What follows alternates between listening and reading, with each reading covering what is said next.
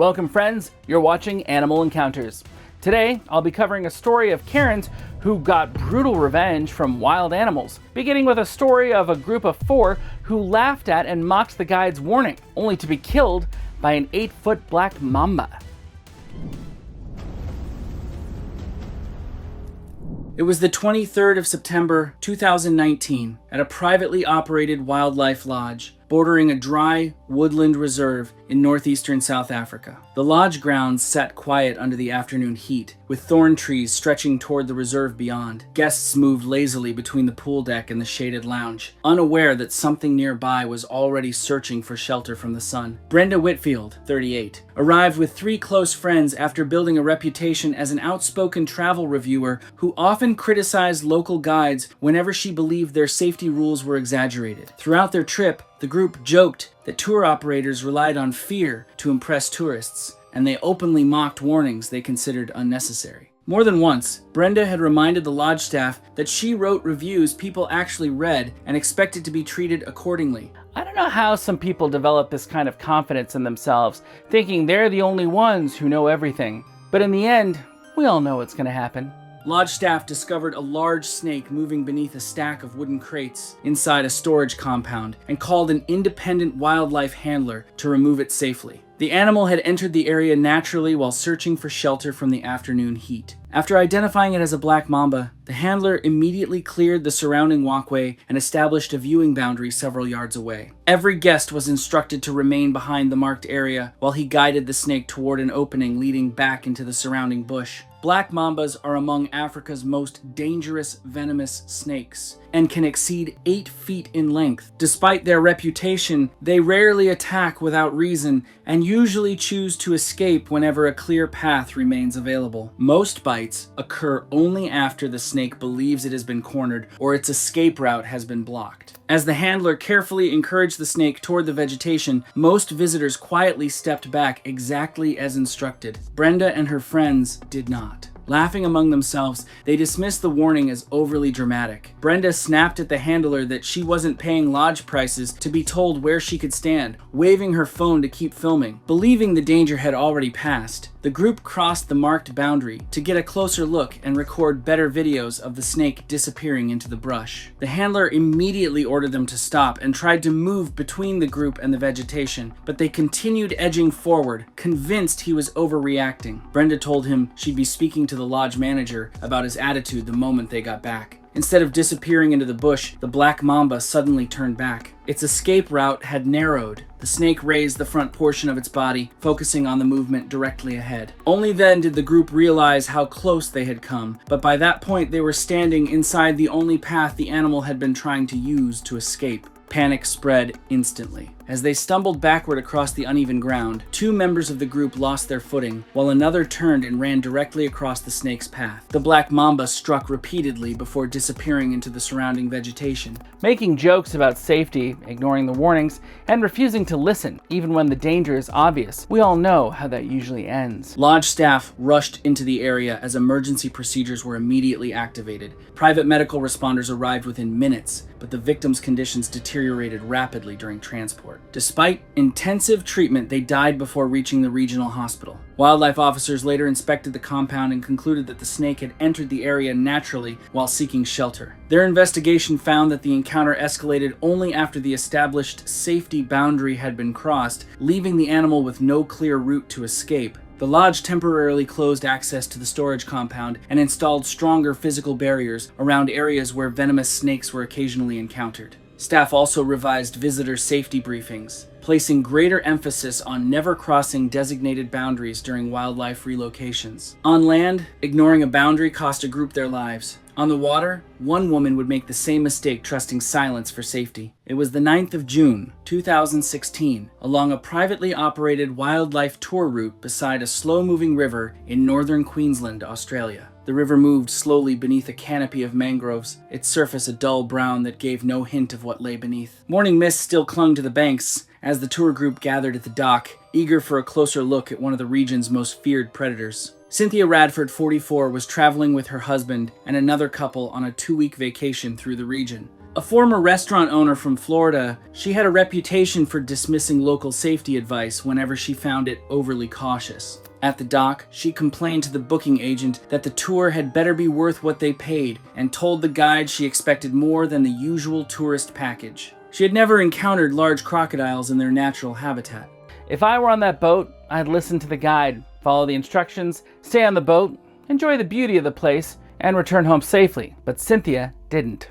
That morning, the group boarded a narrow aluminum boat that wound through mangroves and shallow channels known to shelter saltwater crocodiles. The guide gave a safety briefing, instructing everyone to stay inside the boat at all times, explaining that even empty-looking riverbanks could conceal a crocodile just beneath the surface. Cynthia rolled her eyes through most of it, telling her husband loudly enough for the guide to hear that these guides were always exaggerated to make the tour feel exciting. As the boat moved along the river, the guide pointed out crocodile tracks pressed into the muddy shoreline, then spotted a large saltwater crocodile lying motionless near the water's edge. The boat held its distance while passengers watched from inside. Moments later, the crocodile slipped silently beneath the surface and vanished. Saltwater crocodiles are the largest living reptiles on Earth, with adult males exceeding 17 feet and 1,000 pounds. Rather than chasing prey, they rely on stillness, camouflage, and a single explosive burst of speed at close range. Many attacks happen because people assume the crocodile has left once it disappears underwater. Further along, the boat stopped beside a quiet stretch of river so passengers could photograph birds nesting in the mangroves. With attention turned away from the shoreline, Cynthia edged toward the front of the boat.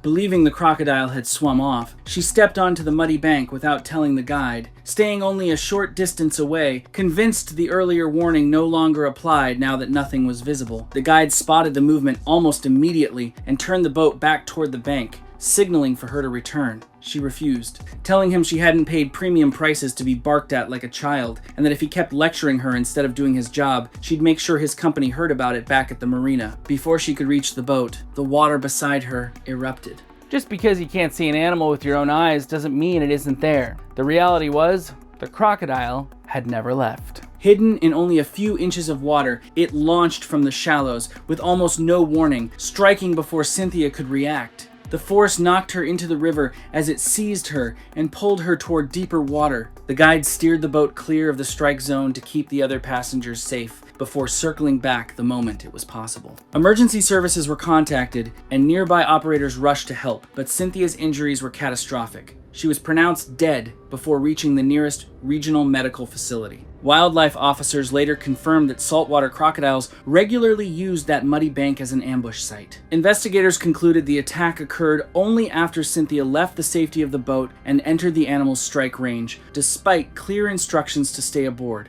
Afterward, the tour operator ended passenger stops along exposed riverbanks and strengthened its safety briefings, stressing that a crocodile vanishing beneath the water is never the same as a crocodile leaving the area. A vanished crocodile was mistaken for a departed threat. Next, it wasn't water hiding the danger, it was patience, and an animal that never once acted like a predator at all, until it did. It was the 17th of October, 2018, on a privately managed wildlife route near the edge of a forest reserve in central Sri Lanka. The reserve stretched out in dense green folds beneath a hazy afternoon sky, its narrow roads cutting quietly through territory long shared by wild elephants. Dust rose behind the safari vehicle as it rolled deeper into the corridor, the air thick with dry earth and distant rain. Marlene Ashcroft, 31, had arrived with a small tour group after years building a travel-focused social media account around unusual destinations and close wildlife encounters. Originally from Texas, she worked in event promotion and treated safety restrictions as obstacles whenever they interrupted her plans. She had told the driver at pickup that she needed content, not just a drive-by, and expected the tour to accommodate her filming. That afternoon,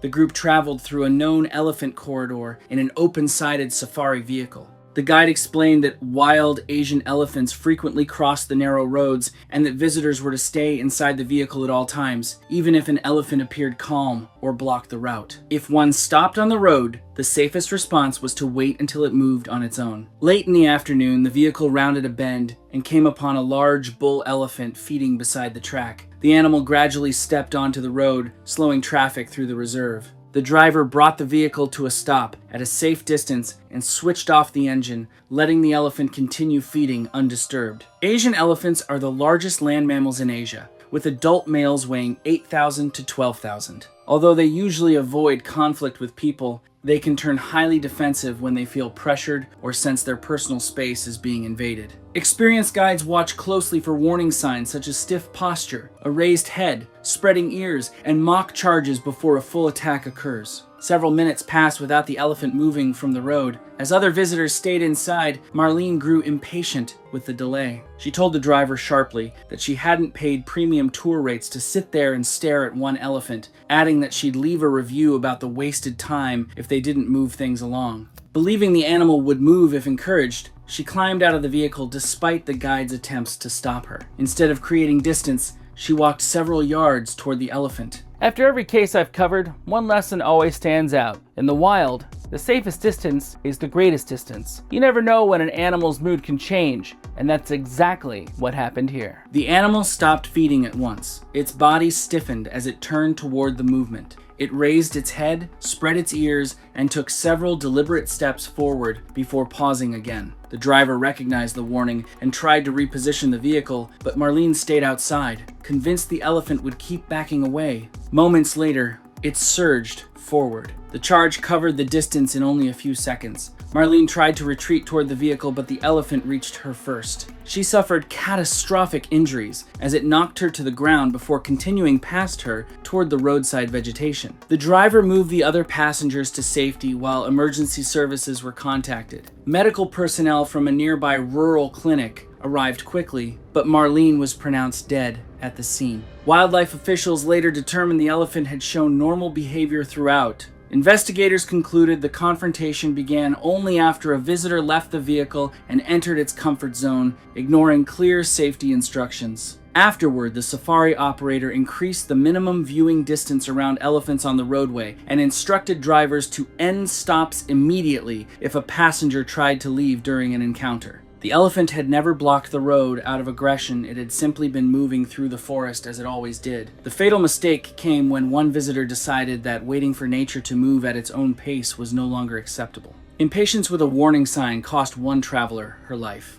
In India, another warning sign would be even harder to see because the animal that gave it wasn't visible at all. It was the 6th of March, 2017. At a privately managed wildlife tourism property bordering a protected tiger reserve in central India. The reserve unfolded in dense stretches of sal forest and dry riverbeds where morning mist gave way to a sharp, golden light by midday. Somewhere beyond the tree line, the forest held its usual quiet, the kind of stillness that experienced guides had learned never to mistake for emptiness. Gloria Hutchins, 52, had arrived with her younger sister during a 3-day wildlife tour through the region. A former real estate broker from Arizona, Gloria had visited several national parks over the years and had grown skeptical of wildlife restrictions that prevented visitors from getting closer to animals. She often believed guides exaggerated potential dangers to keep tourists under control. She had already mentioned to the front desk that she knew people on the board of a wildlife foundation back home and expected to be treated like more than just another tourist. That afternoon, the sisters joined a guided safari that traveled along forest roads leading to several observation points where Bengal tigers were occasionally seen.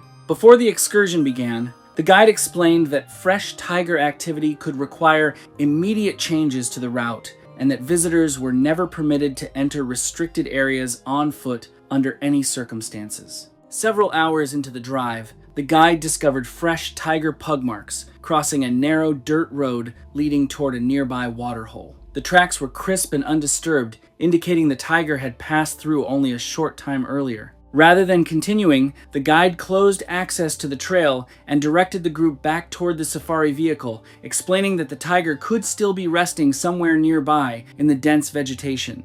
That's what a good guide does. The moment they sense danger nearby, they change the plan to keep everyone safe. But who's going to convince someone like Gloria? Bengal tigers are among the largest wildcats in the world, capable of weighing more than 500 pounds. Unlike predators that rely on prolonged chases, they depend on camouflage, stealth, and short bursts of speed from close range. In dense forest, a tiger can remain completely hidden, only a few yards away, making restricted areas especially dangerous whenever fresh signs of activity are found. As the rest of the group returned to the vehicle, Gloria became convinced the guide was being overly cautious. She told him flatly that she had been on more safaris than he had probably led tours, insisting she knew how to read the situation better than he did. Believing the chances of encountering the tiger were extremely small, she quietly separated from the others and followed a narrow maintenance path leading toward the closed section of forest. The vegetation became noticeably thicker as she approached the waterhole. From the trail, nothing appeared unusual. Unaware that an adult tiger had settled inside the brush nearby,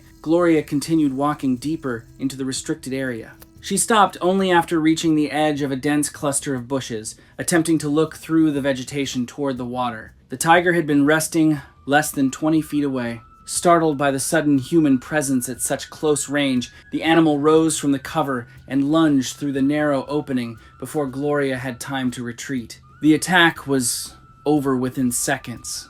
Guides reached the area only after the tiger had withdrawn back into the forest. They immediately secured the remaining visitors and contacted forest authorities and emergency medical personnel. Gloria was pronounced dead at the scene. Wildlife officials later examined the area and confirmed that the tiger had been resting near the waterhole before the encounter. Investigators found no evidence that the animal had been stalking visitors or behaving aggressively beforehand. The attack occurred only after a visitor entered a section of forest that had already been closed because of fresh tiger activity. The tiger had not followed the visitors. It had remained hidden, exactly where experienced guides expected it to be. The fatal mistake came when she assumed the restrictions were unnecessary and entered an area that had already been declared off-limits. A closed trail hid a resting predator. In Namibia, it wouldn't be a trail that misled someone, it would be a bush, and the simple belief that losing sight of danger meant losing the danger itself. It was the 28th of July, 2021, at a small, privately operated safari concession bordering a remote wildlife management area in northern Namibia. The dry season had stripped the landscape down to its bones, leaving scattered thorn trees and pale riverbeds beneath a wide, cloudless sky. Winter light stretched long shadows across the concession as the safari vehicle set out, the bush around it holding the kind of silence that made every rustle worth noticing. Sandra Beaumont, 47, had joined a 6-person evening safari after spending years traveling through Africa on organized wildlife tours. A corporate event planner from Colorado, she often believed her previous safari experience gave her a better understanding of animal behavior than first-time visitors. Over time, that confidence had made her increasingly dismissive of the cautious approach taken by local guides. At the start of the drive, she had told the guide she didn't need the beginner's speech and asked to be seated separately from the newbies in the group. She also reminded him that she personally knew the owners of the lodge group that ran this concession and that she would be mentioning his name specifically in her report back to them if the tour didn't meet her expectations. As the afternoon drive continued through scattered thorn trees and dry riverbeds, the group encountered an adult African leopard resting beneath a low acacia tree approximately 120 feet from the vehicle. The guide brought the safari vehicle to a stop at a safe distance, explaining that leopards often disappeared into nearby vegetation but rarely traveled far unless disturbed. Everyone was instructed to remain inside the vehicle until the animal had clearly moved away. African leopards are among the most adaptable predators in the wild. Their spotted coats allow them to blend almost perfectly into dry grass, shrubs, and rocky terrain. Unlike lions, they often rely on concealment rather than intimidation, remaining completely motionless until a threat has passed. Even experienced trackers can lose sight of a leopard within seconds after it enters thick vegetation. After several minutes, the leopard stood up and slowly disappeared behind a cluster of thorn bushes. From the vehicle, the animal was no longer visible. The guide remained where he was. Years of experience had taught him that a leopard disappearing from sight didn't mean it was gone. He carefully watched the surrounding vegetation, waiting for any sign of movement before deciding it was safe to continue. Sandra, however, thought otherwise. Convinced the leopard had already moved on, she opened the vehicle door and stepped onto the ground without permission. She snapped that this was exactly the kind of overcaution that ruined a good safari, telling the guide that if he kept treating a paying guest like she had never left a city block, she would make sure it cost him his job. She hadn't flown across the world to be managed by someone half her age. Believing the danger had passed, she began walking toward the bushes where the leopard had last been seen, hoping to get a closer look before it disappeared completely. She had covered only a short distance when movement suddenly appeared beneath the thorn branches.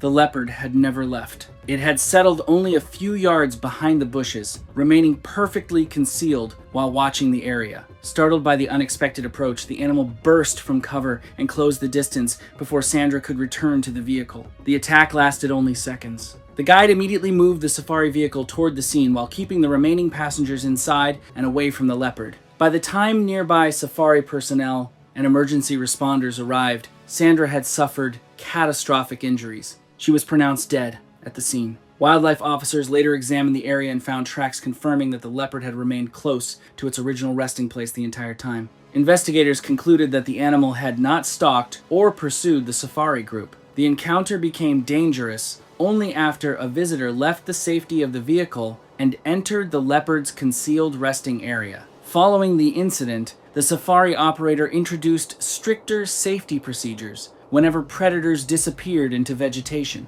Guides were instructed to reposition vehicles farther from cover before stopping, and additional physical door locks were installed to prevent passengers from leaving without permission during predator sightings. On dry land, invisibility was a leopard's weapon. In the Amazon, the same trick would be played beneath the surface of the water by something even larger. It was the 11th of August, 2020, along a remote tributary in the western Amazon basin of Ecuador. The tributary wound quietly beneath a dense rainforest canopy, its dark water reflecting little more than shadow and stray light. Humidity hung heavy over the boat as it pushed upstream, the surrounding trees alive with distant calls from creatures no one could see. Deborah Sinclair, 36, had joined a small guided river excursion during a month-long trip through South America. A luxury travel consultant from California, she often found organized tours too restrictive, especially when wildlife stayed out of sight, and preferred getting closer to nature than watching from a distance. She had told the guide at the dock that she curated trips like this for a living, and expected him to work around her, not the other way around. That afternoon, the group traveled by aluminum boat through a narrow, slow-moving stretch of river bordered by dense rainforest. Before leaving the dock, the guide explained that large black caimans regularly occupied the banks and that passengers were never permitted onto the shoreline unless instructed. Even with no animals visible, the banks were treated as dangerous, since caimans often stayed submerged just beneath the surface. It's true. I once read about a case where a guide stepped onto a caiman because he mistook it for a fallen log. That's why when you're walking in caiman territory, you have to stay fully alert. As the boat rounded a bend, the guide briefly spotted the eyes of a large black caiman near a muddy bank. The animal slipped silently beneath the water before most passengers saw it. The guide pointed out the spot and reminded everyone it could still be nearby despite having vanished from view. Black caimans are the largest predators in the Amazon's freshwater ecosystems, with some adults exceeding 16 feet. Highly effective ambush hunters, they can stay almost fully submerged for long stretches while waiting for prey near the water's edge. With only their eyes and nostrils visible, they can vanish almost instantly without ever leaving the area. The boat later stopped beside a quiet stretch of river while the guide pointed out birds along the shore. With the caiman still nowhere in sight, Deborah became convinced it had moved farther downstream. She began directing the guide to bring the boat closer to the bank for a better shot. When he refused, she called it unacceptable for what she'd paid, said she'd speak with his manager the moment they got back, and warned that a company this careless wouldn't survive once her followers heard how she'd been treated. Curious whether it would reappear, she stepped from the front of the boat onto the muddy bank without permission, then moved closer to the water and disturbed the surface with a long branch, hoping the movement would reveal where the caiman had gone. Instead, the water stayed calm. For several moments, nothing happened. Then the river suddenly exploded. The black caiman surged from the shallows with tremendous force, striking before Deborah could retreat. The impact knocked her into the water, where it seized her and pulled her toward the deeper channel. The guide maneuvered the boat clear of the attack to protect the other passengers before circling back once safe. Emergency responders and river patrols were contacted immediately, but the current and the animal's size made rescue impossible. Deborah was later recovered downstream and pronounced dead at the scene. Wildlife authorities found the caiman had stayed hidden in shallow water only a few feet from the bank throughout. Officials concluded the attack occurred after a visitor left the boat and intentionally approached the water's edge despite repeated instructions. Following the incident, the tour company permanently ended shoreline stops along that stretch of river and strengthened its safety briefings, instructing guides to keep greater distances from muddy banks, wherever large caimans were known to live. The river had appeared empty. In reality, one of the Amazon's largest predators had been waiting exactly where it was best adapted to hunt. The fatal mistake came when she assumed an unseen predator was no longer a danger. The Amazon's danger stayed submerged and silent. In Costa Rica, the final threat in this series wouldn't lunge from water at all. It would already be lying underfoot, hidden beneath something as ordinary as fallen leaves. It was the 3rd of May, 2014, on a privately operated rainforest trail outside a small rural community in northern Costa Rica. The trail wound through dense, damp forest, where morning light filtered weakly through overlapping canopy. The air was thick with the scent of wet earth and decaying leaves, and the ground blended into an unbroken carpet of green and brown. Roberta Fenwick, 58, had arrived with 2 friends during a week-long nature vacation after retiring from a career managing corporate events in Illinois. She had spent years hiking in state parks across the United States but had little experience with tropical rainforests, and often believed wildlife safety rules were more restrictive than necessary. At check-in, she complained to the front desk that the tour company's rules felt designed for people who had never left a mall, and made clear she expected the guide to keep pace with her, not the other way around. That morning, the group joined a guided rainforest hike through privately protected woodland known for its rich biodiversity. Before entering the trail, the guide explained that venomous snakes, including fer-de-lance pit vipers, were occasionally encountered near the path. Visitors were instructed to stay on the marked trail at all times, avoid disturbing vegetation, and never step into leaf-covered areas where snakes could remain perfectly hidden. What would you have done if you were part of this group and the guide gave you the same instructions? Let me know in the comments below. I'm sure most of you would have followed every word, and honestly, so would I. But Roberta Fenwick didn't. As the hike continued, the guide periodically stopped to point out wildlife and reminded everyone that dense vegetation often concealed animals that were impossible to see until they moved. Fer-de-lance pit vipers are among the most medically significant venomous snakes in Central America. Their camouflage lets them disappear almost completely beneath fallen leaves and forest debris. Rather than chasing people, they rely on staying motionless, and usually strike only when someone unknowingly enters their immediate defensive space. The trail eventually narrowed as it passed a rocky section surrounded by thick undergrowth. Roberta noticed what looked like an easier route around the uneven ground just beyond the marked trail. When the guide saw her eyeing the shortcut and stepped in to remind her to stay on the path, she told him flatly she hadn't flown halfway around the world to be micromanaged over a dirt trail,